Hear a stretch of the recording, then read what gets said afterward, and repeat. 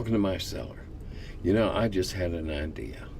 Well, I have them all the time, but this one affects you. As I've been going on, I'm rearranging my basement and refilling and changing shelves around, and it's a slow and tedious process. But I found out that a lot of the people that watch these videos just eats them up. What is that behind him? What is that behind him? What is that up there? So, what I'm going to do and make available to my Patreon supporters is I'm going to do, when this is all done, I'm going to do a video tour of Cascoid's basement, the actual cellar. Now, I'm not sure when exactly that's going to be, but I am going to do it. So, something to look forward to, or not. Something to avoid if you don't want to look at my messy basement. Let's start in, shall we? The most valuable advice that I sometimes have trouble hearing. If you don't like something, change it. Make the game your own. Thank you, Tim. I need to listen better. Well, you know, there's a thing called agency and making the game your own. As a game master, dungeon master, ship master, whatever master you are, master of the universe, it's your right and your privilege and your responsibility to tweak it a little bit to make it your own. Tweak it a little bit. And that way you certainly have more agency in it. Speaking of tweaking it, golly, some while ago, when I was with Eldritch, I wrote a sci-fi adventure called Dark Colony. And I've recently been asked to write a small piece for a sci-fi magazine, and I said, sure. I got going back into it, and I realized that now I know why he thought it would be interesting for me to do that. And that was because I'd done something nobody ever did. Well, I did two things in there nobody ever did before. I ran all the adventures in advance, without them, so to speak. They were after-action reports that the GM, the dude behind the screen had the option of using or not using, sharing with the players or not, whatever. It would just give another element of agency. And in doing it, in being coerced into doing it, I thought, well, okay, I'll show you. I'll do something. I'll do something so weird you won't want me to do it. And so I made the planet sentient. And not when they get there. But as the story unfolds, the planet gains sentience and starts maturing at a very rapid rate. And I thought myself, after having reread some of that, damn, I wrote some good stuff back then, even if it was sci-fi.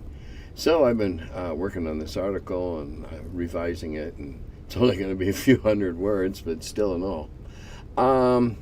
Why do many people think without WotC or any other corporation you couldn't have D&D or games? Good question. In my opinion, as long as a group agrees on basic rules, the DM could create everything else without crutching on official supplements, as we did back in my old AD&D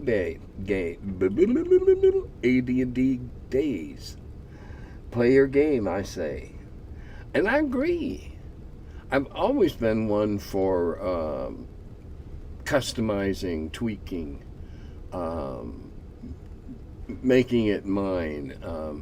As there's several comments about clerics tonight, and that's a major tweak I've made to my world.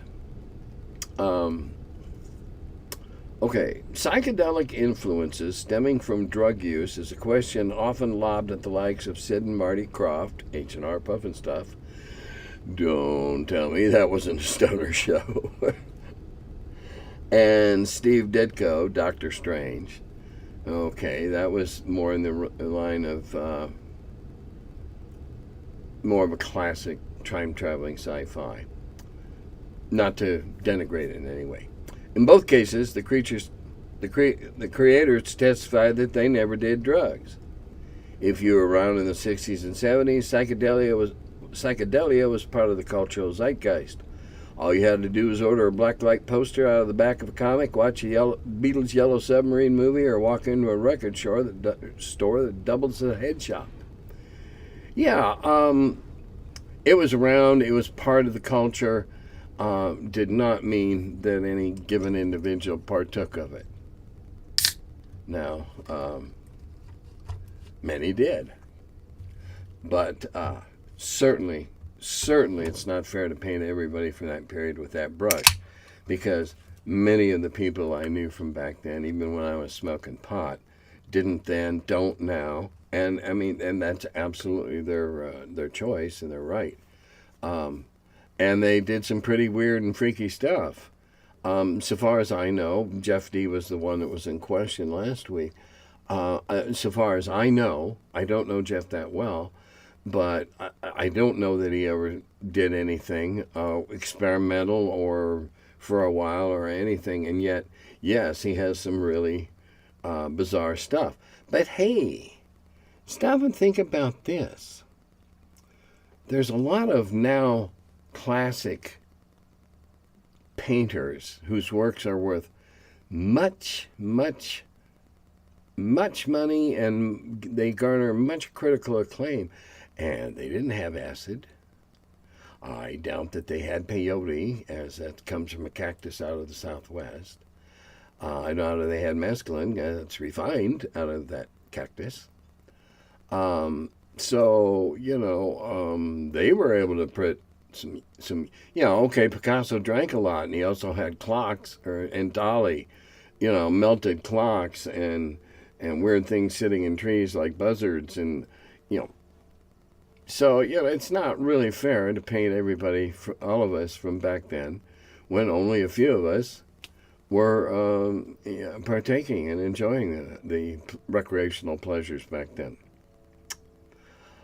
Next, I hope to see you at GaryCon once again, sir. It's going to be a big one this year in many ways. Yeah, it is. For not just the obvious 50th year anniversary thing, but also this event that Luke's got preceding it the weekend before, Legends and Founders and Legends. And I think that's going to be a lot of the West Coast 5e hoity-toity big shot people.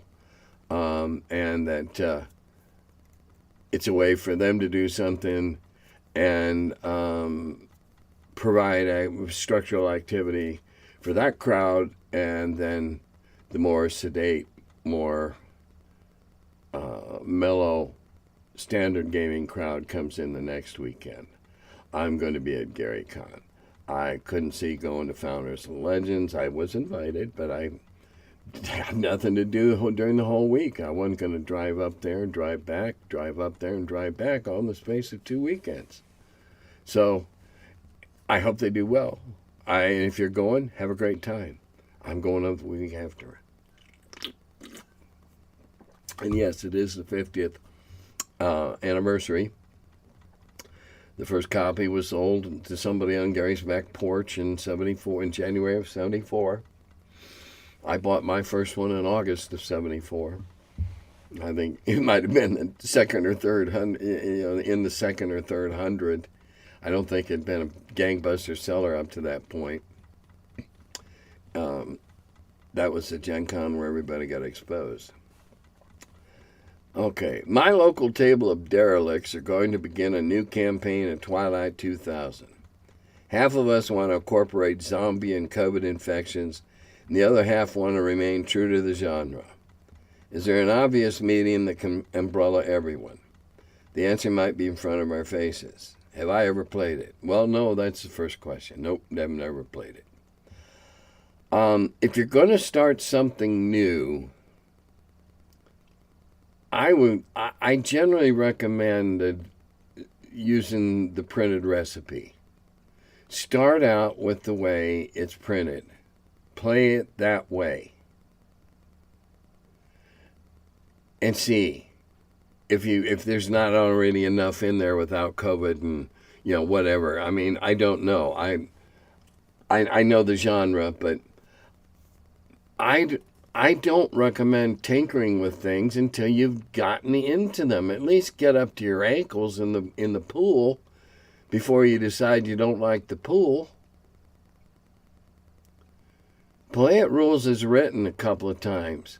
Learn the system that way. Then start tinkering with it. But I recommend you always learn it rules as written and play a couple of times as rules as written. And then decide what bits of it you like, what bits of it you don't like, and then mold and shape it into what you want to play.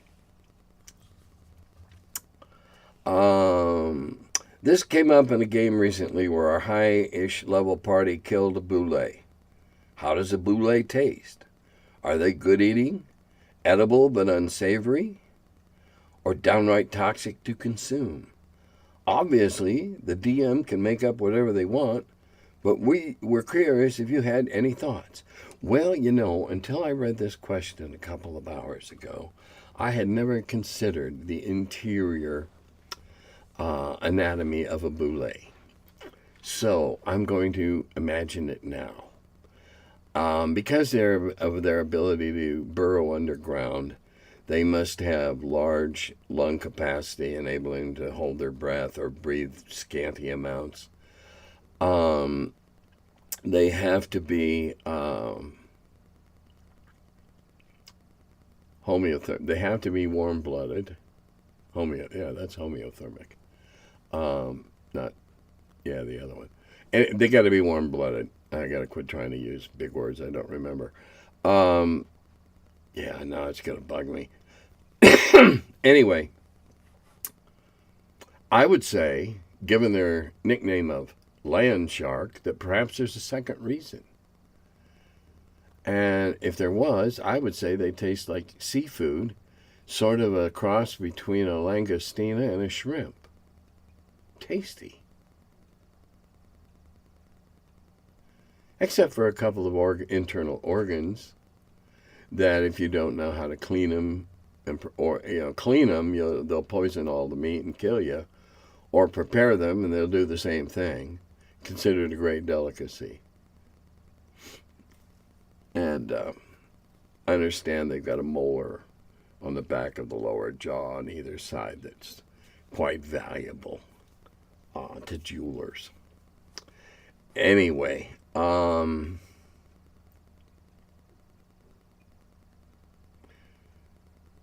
I guess I would think that their hides would make good leather if you could figure out how to cure them, tan them.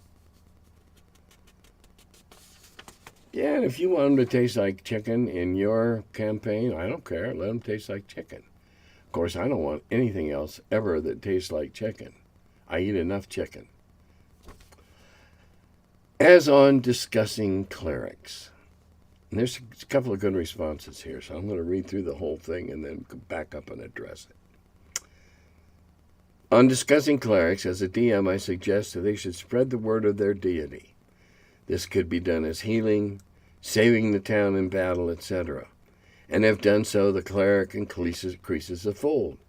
And at times, I may temporarily give them more healing, turning of undead, or something of that nature from the favor of their deity.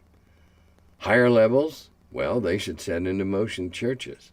Your thoughts? Okay, first reply. Quick question, would you have the PC erect churches in-game or out? And if out, would that take them out of the campaign until the good work was done? Next reply. If you're asking me, they can put followers in place or hire planners, rock lawyers, and such to do work while adventuring.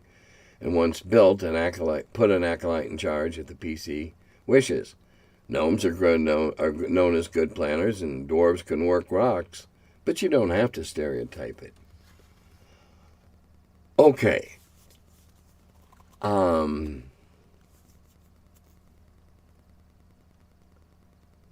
There's another question in here. Hang on a second. That must have come later. Okay, all right. It has to do with deities, so we'll deal with this here now. You can handle that however you want. You could, your cleric could serve their order by a stiff tithe of everything that they come across in their battle for souls and incidental looting along the way. I would think that would be okay. You're fulfilling your duty. You're out there raising funds for the betterment of the order.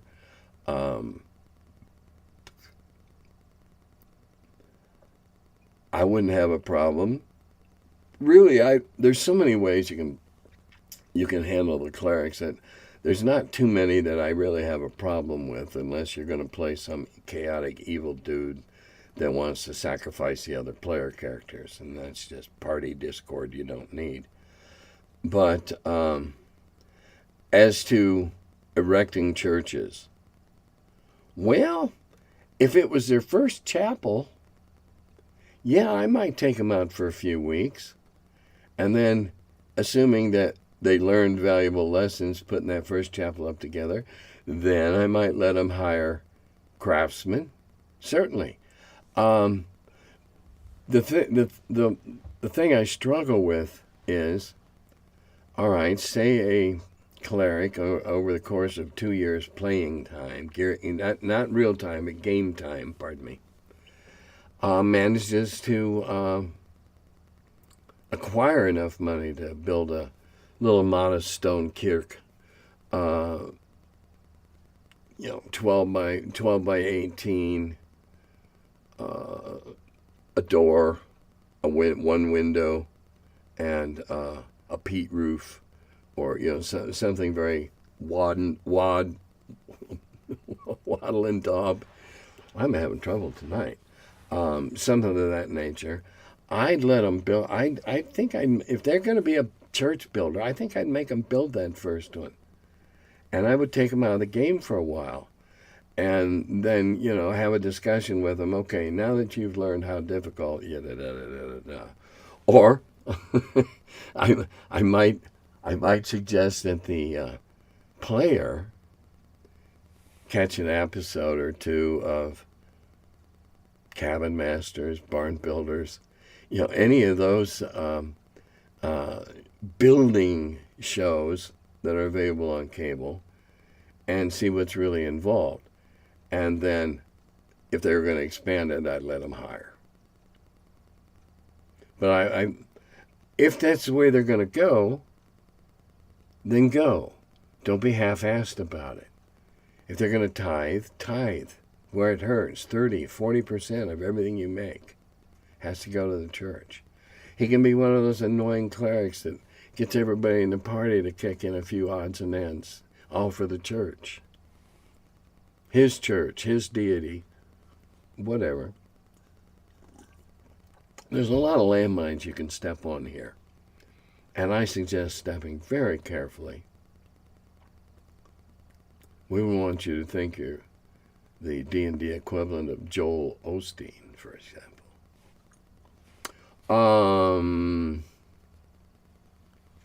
Yeah, putting an acolyte in charge and all that's fine. But every once in a while, I would give the cleric a missive, a message of some sort from somebody back at the kirk or the whatever, and they would have to go back and deal with it. And so, okay, they lose a week or two of game time. If that's the way they're going to go, then go. Don't be half-assed about it. Yeah, we're going to talk about clerics again in a little while. I'd say this for your original psionic rules, Tim. I definitely prefer them to AD&D's. The fact that a character with psionic potential needs to sacrifice some capability, spells, strength, etc., to develop their powers probably cut down on the instances of players cheating, fudging ability score rolls, to get psionic characters, compared to AD&D, where being psionic is strictly beneficial. If players are cheating to get 18 double odd strength, they might as well be cheating to get psionics while they're at it.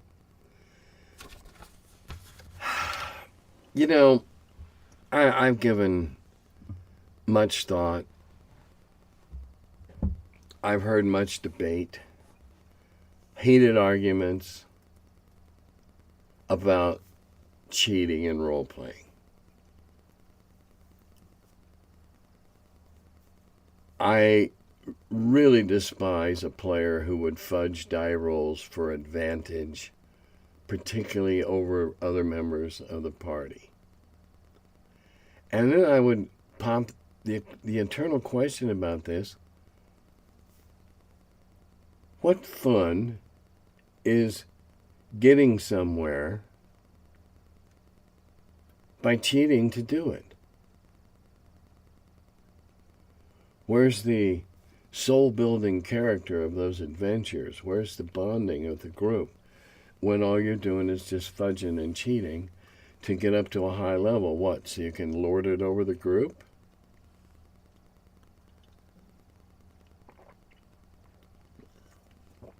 The group is cheated when a player that's a member of the group cheats.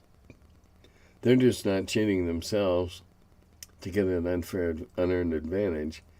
They're cheating the rest of the group for the opposite side of that coin. You know, it's almost like a Jeopardy question. 300 if you get it right, 300 minus if you get it wrong. That's a little obscure, but I think you get the drift. I just don't understand. Well,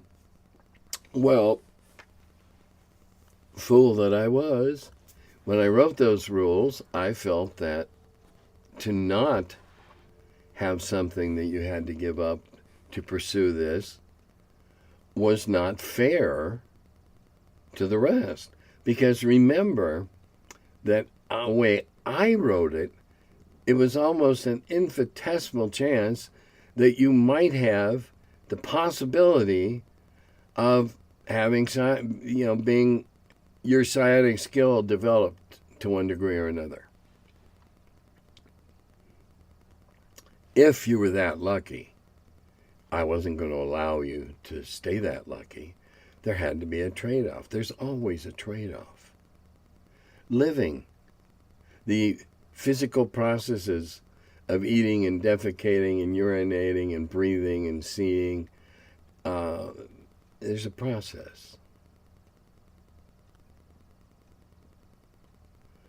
Cheating is, you can't cheat. You can't decide you're going to take 45 fewer breaths today than yesterday. For what reason? So that you can increase, that's cheating. Cheating. Don't like cheating. Don't like cheaters. Okay.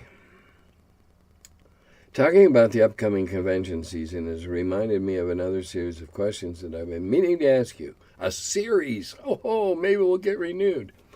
What are your members of the AD&D National Player Rating System as outlined in Dragon 35? Well, I'm not even sure of the article in 35 because I was only partially responsible for that edition, and it sounds to me like it was something I was handed or something that was added in after I left that probably Jake was handed because I wasn't going to be there to object to it or to question it or whatever. So, in that regard, I have no personal knowledge of it in specific. I do know what it was. I do know what it set out to be.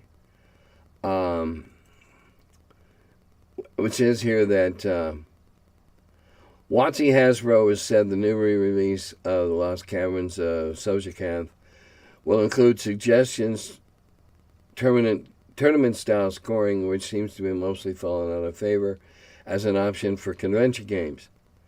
Do you think there's still a place for competitive play? Aside from tournament-style play with point tracking, do you think an experience metric, such as was suggested by John Matson in Dragon 28 in his level progression for players in Dungeon Master's article, could be developed for the modern era?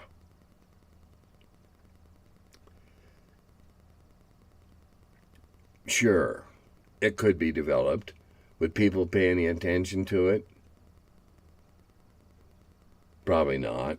If it didn't suit their style of play or what they wanted to do or what they felt they were entitled to do, it wouldn't make any difference.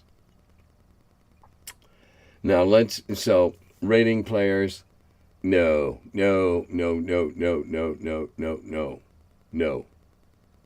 There is way too much wiggle room in there for abuse. And to what end? Bragging rights?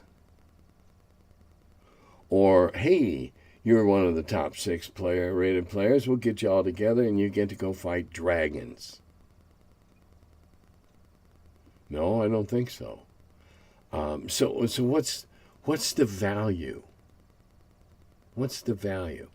Now, if you want to rate a group of players in a tournament where all the other groups are subjected to similar scoring metrics, similar hurdles to jump and hurdles to hurdle and hoops to jump through, yeah, I think that can be great fun. However, it could be a bureaucratic nightmare.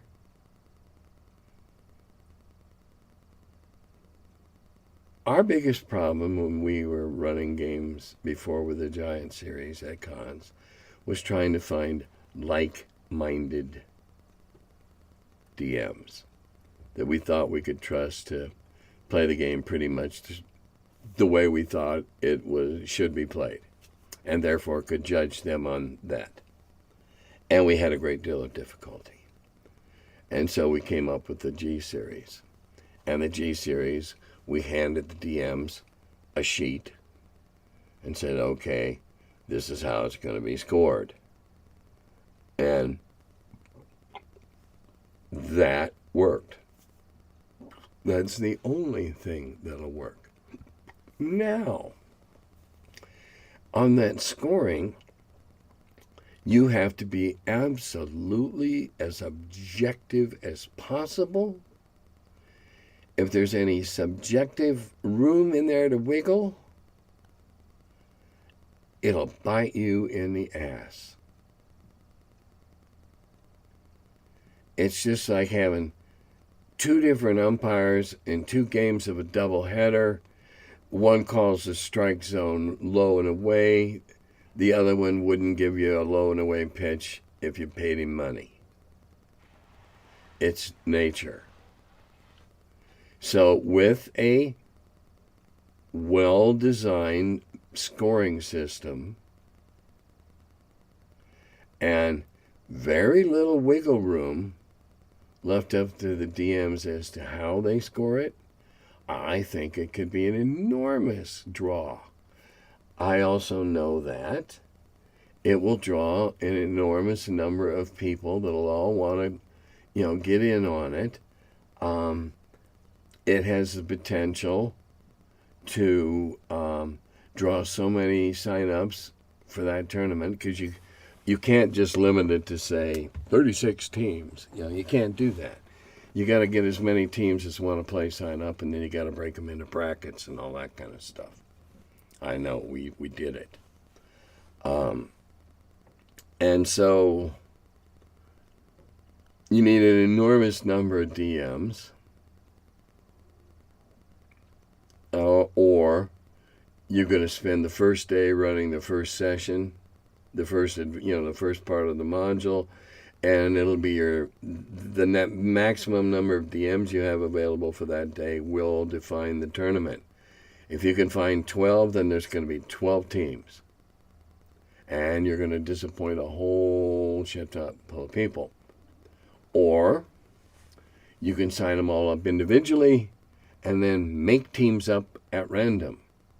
Can be a problem if somebody gets drawn for an early in the day thing and they cannot physically be there till later. Another problem. Could it be done? Yes. Could it be a money maker? God, yes. Used to make a ton of money for us. A ton of money. When you have 700 people all sign up to play in a game and they're all popping $4 at a pop, $2,800 in 1976, 1977 was over 10 grand today, and that was just from the tournament. Just from the tournament. I got to remember, I'm in a new chair now, and so I have to get new muscle memory because I'm sitting higher and I got to remember where to look. So I'm sorry if you see a lot of my hat tonight.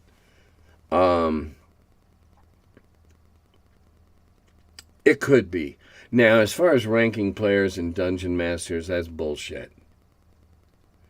You're a good dungeon master if your players keep coming back. You're a great dungeon master if you've been playing with the same players many, many years or whatever. Okay.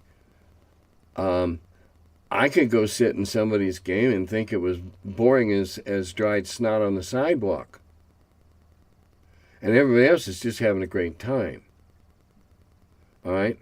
That's way too too subjective.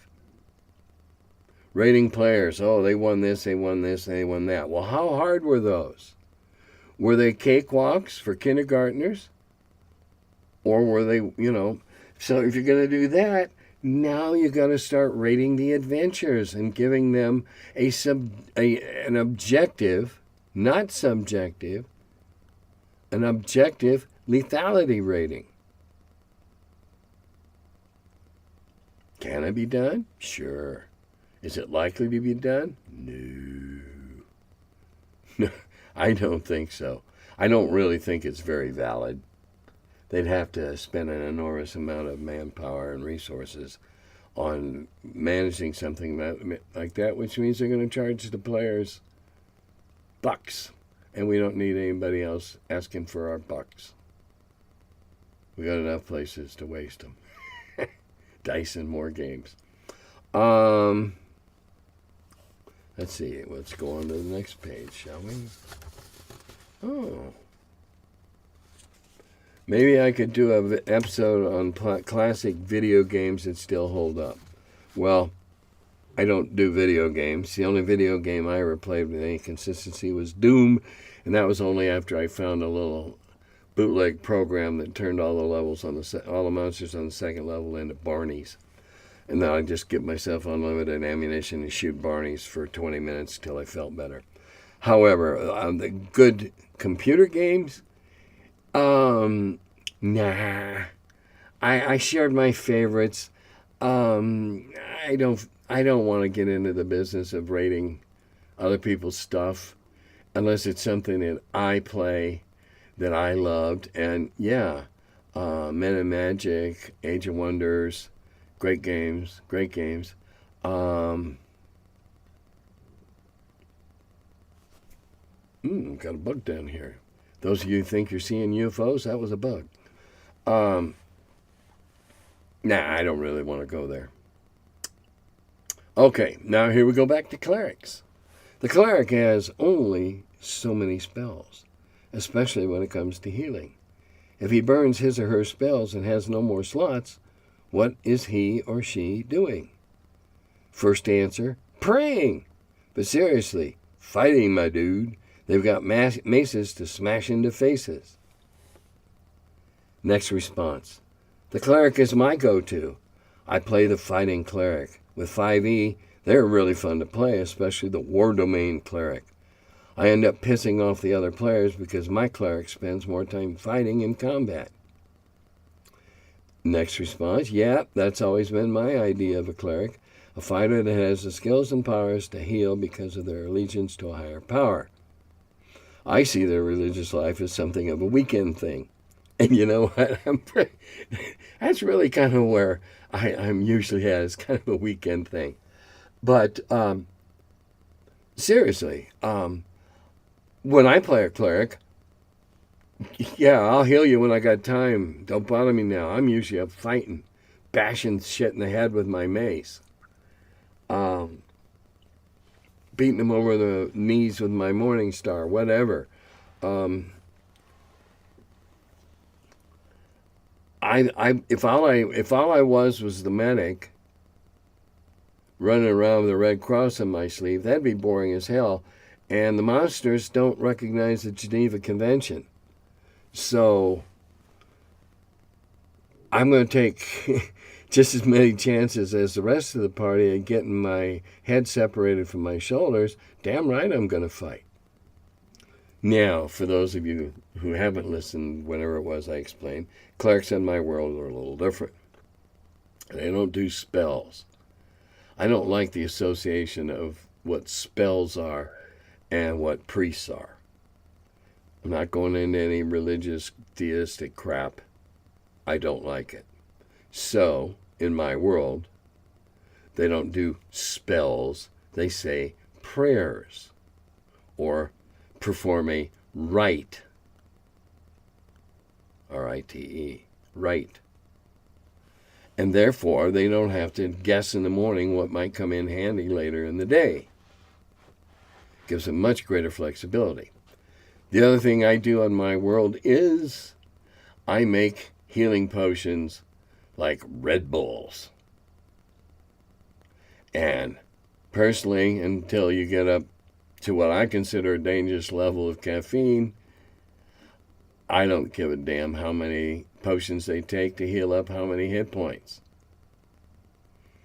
Now, that having been said, Cure Serious is a different beast. In the Wheel of Blame that I run, all the pre-gens have several Cure Light potions, and some of them might even have a Cure Serious.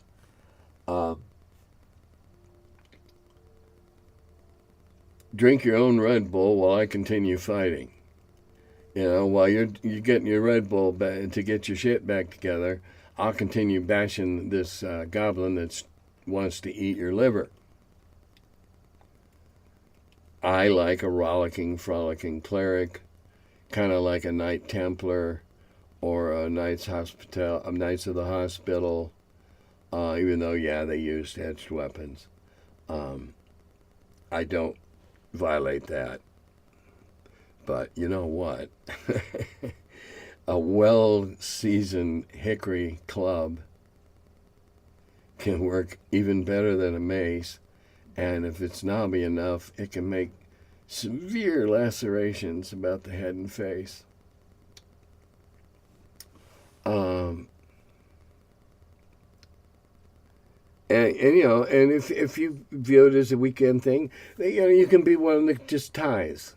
You always, you know, the next time one of your temples shows up, or a temple that's friendly with your temple, you know, because I allow certain treasure transactions on paper.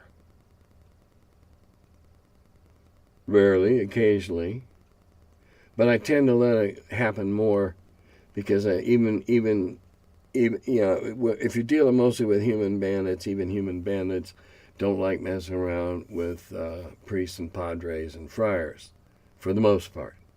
So it gives them a certain degree of, but not complete safety.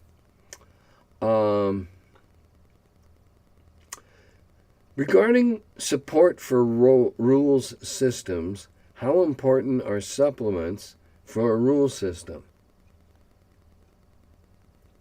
Well, it depends on what you call a supplement. And I think we've got a little blurring of what I would consider a supplement here in this further parts of the question. The supplements that we publish for D&D, Blackmoor, or Greyhawk, Blackmoor, Eldritch Wizardry, Gods, Demigods, and Heroes, Swords and Spells, those were all necessary because they completed the system. Let me explain how it happened. Greyhawk was a lot of things that simply would not fit in to the books in the little brown box. Okay, if you've seen them, the typesetting is rather crude. I don't mean like, you know, chiseled out of wood crude, but compared to the slick game products made today. All right, I'm sure it was offset. And so was Dragon Magazine, so I'm not saying there's anything wrong with offset. They were absolutely necessary Greyhawk was the whole alternative alternative damage, the optional damage system, spells that hadn't been able to fit in, more higher levels, because the first book had to be pared way down. Blackmore, on the other hand, was published for a couple of different reasons.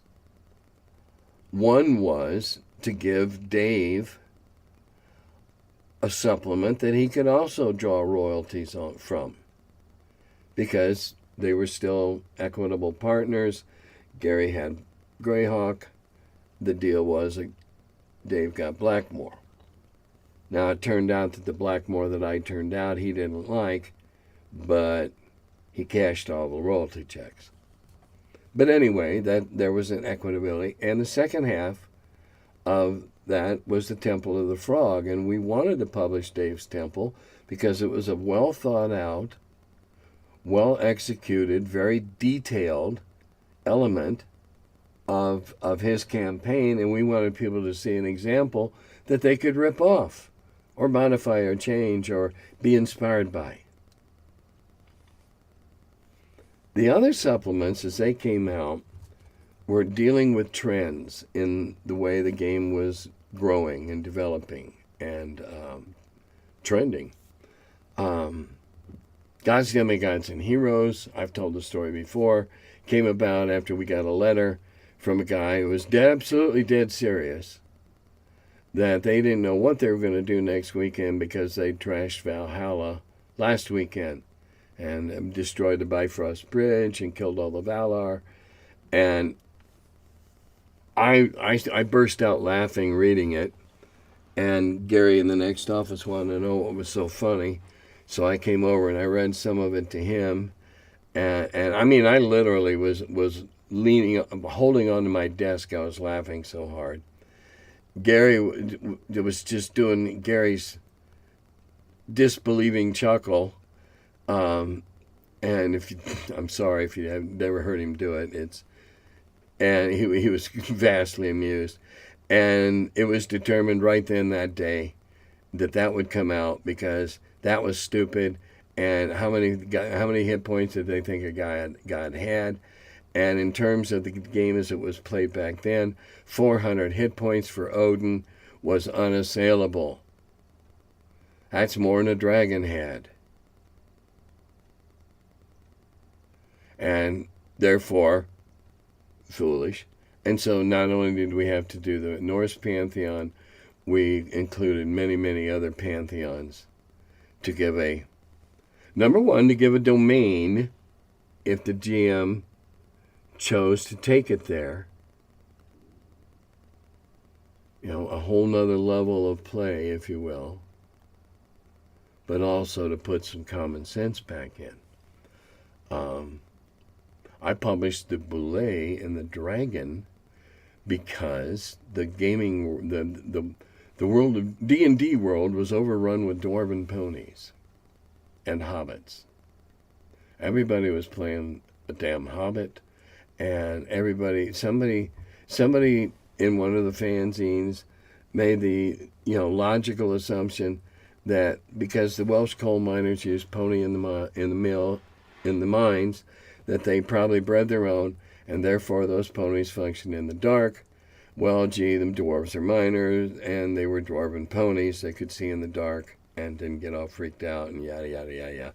And pretty soon the entire D&D universe is covered in dwarven ponies, and hobbits riding dwarven ponies almost.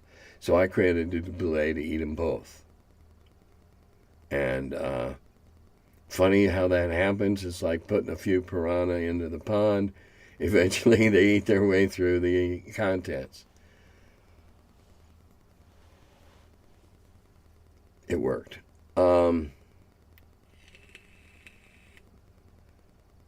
Now, if you have to put a supplement out, if you what you're going to call supplement that has new rules or an entire revamp of a section of the book, that's not what I would refer to as a supplement. That's a new edition. If you revamp an entire a big, large section, that's an addition. That's the way I see it. To keep a game system alive, yes, you must continually bring out adventures, something for the players to interact in, feed them some new monsters once in a while. I mean, every successful game website has things on there to go look at. They feed out freebies, stuff you don't have to buy. Doesn't cost you anything but the time to write up those 3 monsters. And the players of the game are going, yes, great, new monsters. That's how you keep a game alive. Considering that we are assuming that you have players that play it and have fun. Okay, we'll make that as a basic assumption. If you want to keep the game alive, you not only have to keep giving product and ideas to that core that already owns it, but you got to make it look so good that others want to get into it. And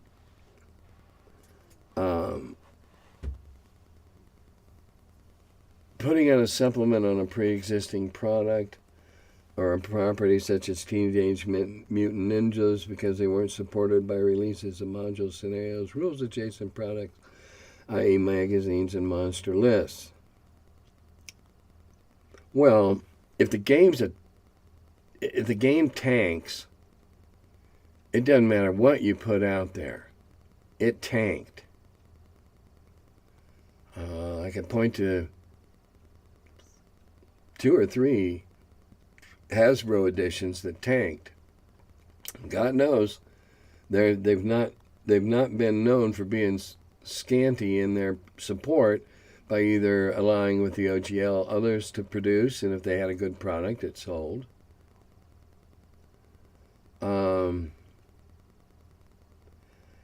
You need to,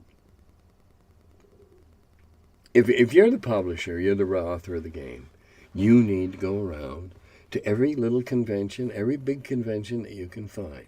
You need to talk to every buddy that has a video log like mine, every blogger, because, okay, I only have a few thousand followers, but if I talk about it, we talk about it, whatever, that's potential for 3,000 sales. And every website, every blog site is the same. Used to be you had to buy advertising. Now you just have to get invited on videos, to do videos. I'm doing another one. I'm doing 2 more for somebody. It's 2 people. Sure, yeah. What do we want to talk about? If it helps their video, that's fine. I am only going to talk about stuff that interests me anyway. And so why not? You have to make a point to do it if you want to keep your game alive and steady and growing. You have to have a steady supply of product and new products, support materials, whatever you want to call them. And if it's a good enough game, other people will want to do it too and sell their products alongside yours. And you should let them, as long as they're paying you a nice royalty. Because, I mean, hey, that's money you don't have to go out and work for. You already did the work. That's extra money. And that's really, let's see, is that all I have? No, I have another. Oh, another page. Yeah, I'll tell you how I make this video. I have an alarm on my phone that goes off at 4:20 every Thursday afternoon. And that reminds me that I have a video to make that night. I've done that ever since I forgot one time. And so I go and, okay, I'm going to do that. About 9:30 or 10, I cut and paste the various comments and put them in a Word file, and I print them. And then I go watch some TV for an hour or 2. And I just let that, because as I'm cutting and pasting them, I'm figuring out answers, and I just let them ferment back there. So occasionally I've missed pieces. All right, a different sort of question. I've asked you a lot about the development of magic missiles, but there's one aspect that only just dawned on me. When the change is made, the AD&D magic user lost a spell that conjured magic arrows. Was that part of the motivation for the change? No, not to my knowledge. Was the spell considered overpowered? I got to be real honest with you here before I go on, and I'll continue reading this. I don't know the absolute rock bottom answer in there. It was a change that Gary made when he took the manuscript home after he and I got done with our marathon in his office. And I didn't edit it. I didn't see it afterwards or whatever. So he may well have decided that that's enough. Magic arrows are still in there as a spell, I believe. Because any in chainmail, magic arrows were just something that gave you plus die rolls. Was that part of the motivation for the change? Was the spell okay? Prior to the introduction of magic missile, magic arrows could only be acquired from dungeons or commissions. Right. And they're kind of like a one-shot, which was a somewhat pricey proposition. Yes, it was supposed to be. A magic arrow is in no way, shape, or form comparable to a magic missile, except that they both travel through the air and screw you up when they hit you. One a little and one a lot.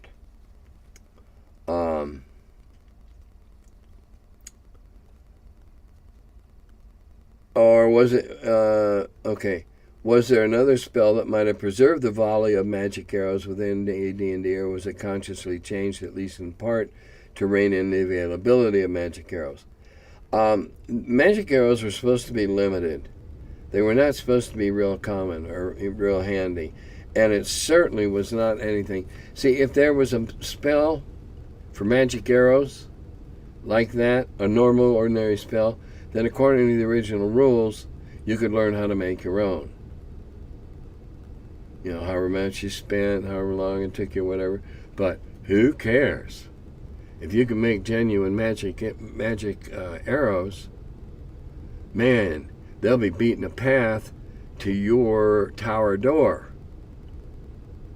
So I imagine that had a good deal to do with it. Take it out of that category that could be done by the players. Let's see. As such, this would appear to be something of an homage and throwback to the Little Brown Books and Chainmail. Further reading has suggested it may have found expression in the spell Enchanted Weapon. At 4th level, it's more powerful, yet only it grants the ability to hit invulnerable targets without actually granting a bonus. Thus, it would seem to be the clarification on OD&D that I've been pondering. I love to understand system gestalt and just wondered whether I'd missed something.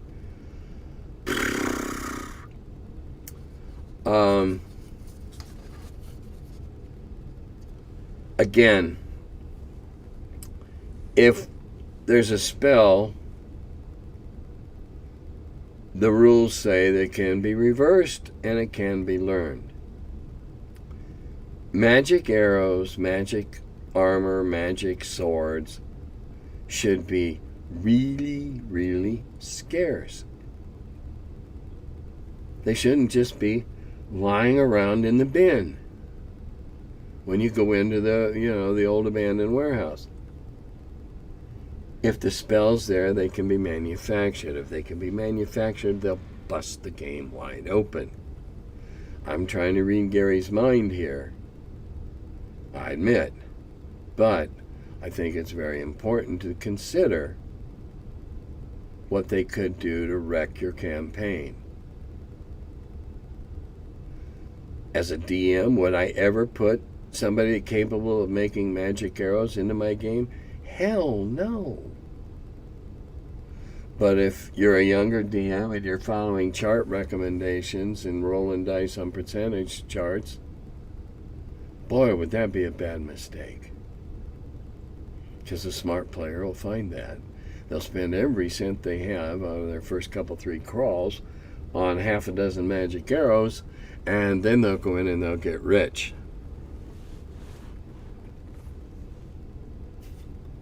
seems to me where I think the motivation to do those changes came from. If it's in the book, it can be reversed. If it's in the book, it can be learned. And that's not something I would want in my game system. Those are deal breakers right there. Enchanted weapons should be something you find. They should be strictly limited at the discretion of the game master, the person who designed the adventure.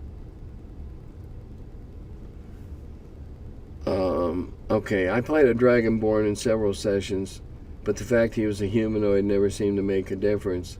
5e rules are so complex that special powers are just min-max and the other players don't really notice. Yeah, okay, I'll buy that argument. But having read the description of the Dragonborn, having had a somewhat famous individual want to play one in my campaign, and getting to tell him, fuck no, was very great fun. What in-person game of any kind do you get cravings for that you can't play? And why can't you play it? Micro Armor. That's still my favorite game to play, Micro Armor. I would still rather fight tank battles over a sand table than just about anything, including running the wheel and playing. Why can't I play it? I don't have a sand table. I don't have anybody to play with since the Kriegspielers, which was an armor group here in the greater Cincinnati area, since they folded up many, many years ago, and they played at a whole different rule system.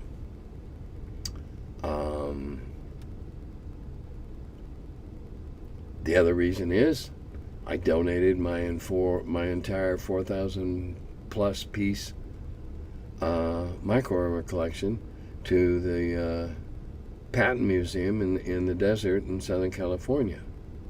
So I don't have the tanks anymore. It was quite a collection. I have a basic question. Where did the name Dungeons and Dragons come from? Dave or Gary? Neither. From my understanding, Dave named his game Blackmore, just like Braunstein, and was the name of a game. True. Gabe played what he called Blackmore. Gary played what he called Greyhawk. They're working off the same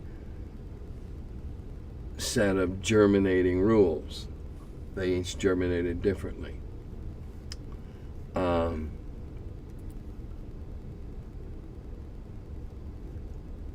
D&D, and I've heard this story from virtually every member of the family, and in the general points they all agree, in the minor points they disagree.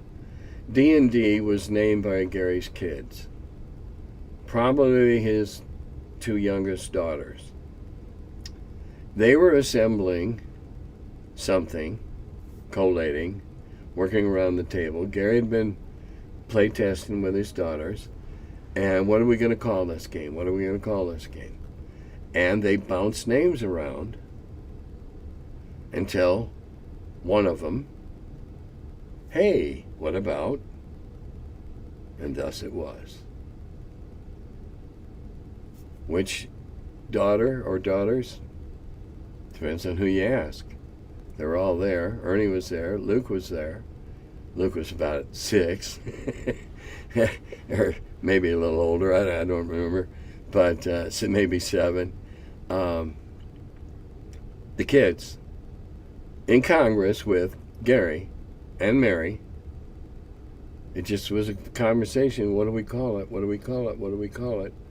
And those stuck to the wall, and that's how it got its name. And that's the last comment I got. Better this week. I love it when I get more comments. It means I get to make a longer video. You'd think I charged advertising fees or something. The longer the video, the more I get. No, that's not. I don't make any money on this. But I like longer ones, and I like ones I can. This had a couple of real good topics in it. No, I'm not challenging you to stump the curmudgeon or anything like that, but I do really, really enjoy getting the comments. Let's see what else is happening. Going to GaryCon in a few weeks. I guess that's about all I got to share. I'm working on trying to look into the camera again. I was getting better at it, and now I'm not. I know. Sorry for you looking at the top of my head. At least you didn't have to look at the real thing with all its scars. And I'm thinking about how I'm going to do a virtual tour of my cellar. Until I figure out that, I guess it's time to say Dodata Govi.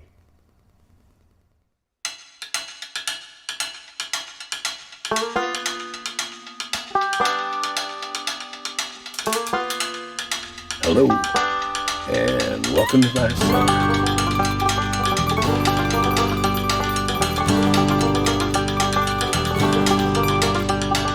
He's the curmudgeon who wrote about the dungeons. Now he's the feller, live from the cellar. Talks about D&D and old school RPGs. Still quite a feller, the curmudgeon in the cellar. Last man around when them rates went down. Calling Gary in that Lake Geneva town. Hey Gary, it's an awful mess. Let me edit, we'll have success. D&D and Dragon Magazine. He's the curmudgeon who wrote about the dungeons. Now he's the feller, live from the cellar. Talks about D&D and old school RPGs, but he's still quite the feller, the curmudgeon in the cellar. Magic missile, it's a mortar shell. Make it hit in the first level spell. Brought Psionics to the game to attack that wizard's brain. ESR and fantasy, collection of micro armory. Titan with tramp under a tree, high as could be. He's the curmudgeon who wrote about the dungeons. Now he's the feller, live from the cellar. Talks about D&D and old school RPGs, but he's still quite the feller, the curmudgeon in the cellar. Still quite the feller, the curmudgeon in the cellar. Curmudgeon.